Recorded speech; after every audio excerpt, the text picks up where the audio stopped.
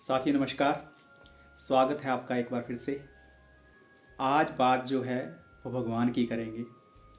भगवान अपनी अपनी मान्यता के अनुसार हम सब भगवान को मानते हैं और बहुत सारे लोगों का ये कहना है कि भगवान साकार हैं।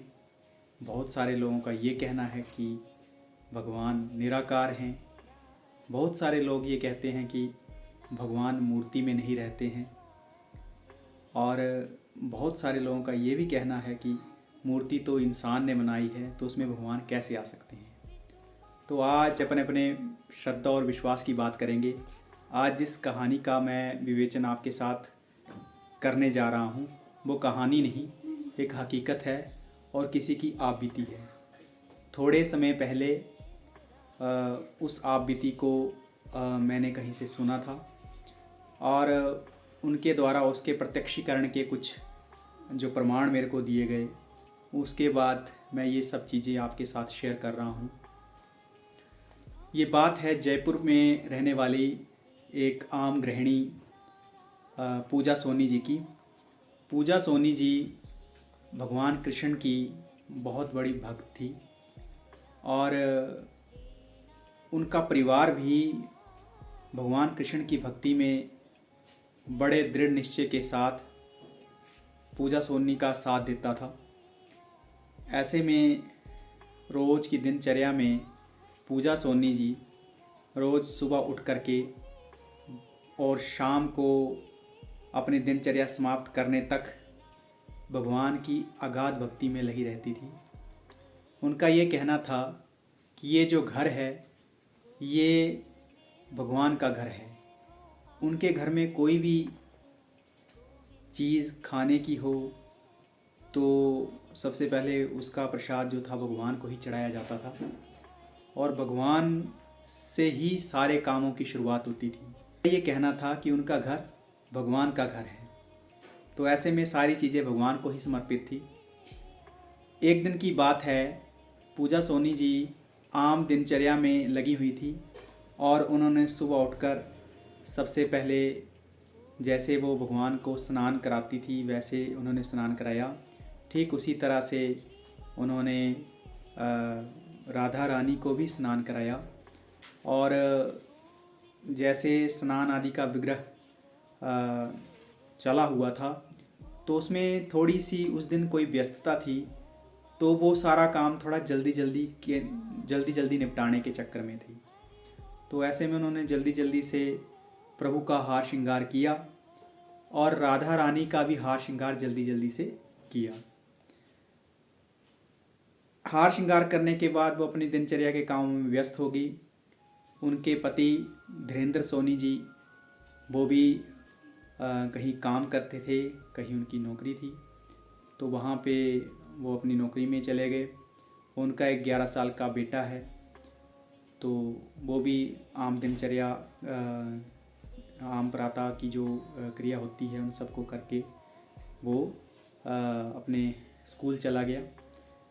ऐसे में क्या हुआ कि उस दिन धीरेन्द्र सोनी जी जल्दी घर वापसी आ गए और ऐसे में धीरेन्द्र सोनी जी उस दिन जल्दी घर वापस आ गए और जैसे कि उनकी एक रूटीन थी कि वो जब भी घर वापस जल्दी आते थे या जब भी उन्होंने ड्यूटी से वापस आना तो वो सबसे पहले प्रभु के दर्शन के लिए हाथ मुंह धोकर पूजा मंदिर में जाते थे। तो जैसे वो अपने पूजा घर में गए तो उन्होंने प्रभु को प्रणाम किया और वहाँ का दृश्य देख करके उन्होंने पूजा सोनी को आवाज़ लगाई।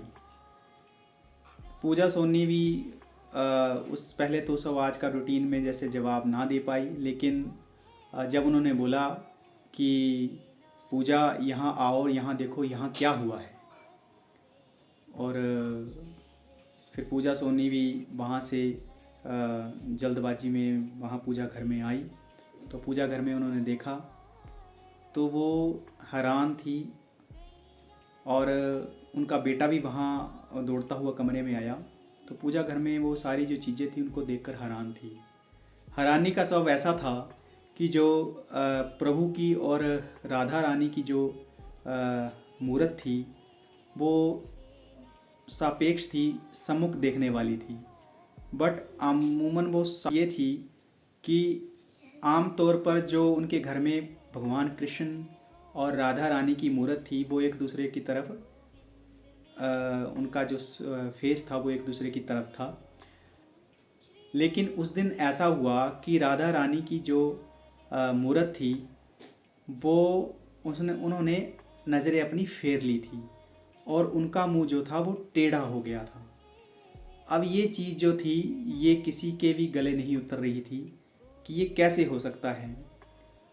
तो थोड़ा हो सकता है पूजा सोनी को ये लगा हो कि धीरेन्द्र जी ने मूर्त को थोड़ा टेढ़ा कर दिया हो गया होगा उनके द्वारा। धीरेन्द्र जी से ये बोल रही थी कि आपने मूर्त को टेढ़ा कर दिया है, जबकि धीरेन्द्र जी कहने लगे कि मैं ये कैसे कर सकता हूँ, ये तो संगमरमर की मूर्त है, ये मैं कैसे कर सकता हूँ, ये टेढ़ी नहीं हो सकती, ये कैसे हो गया। तो उसके प्रमाण जो है वो आपको मैं वीडियो में दूंगा।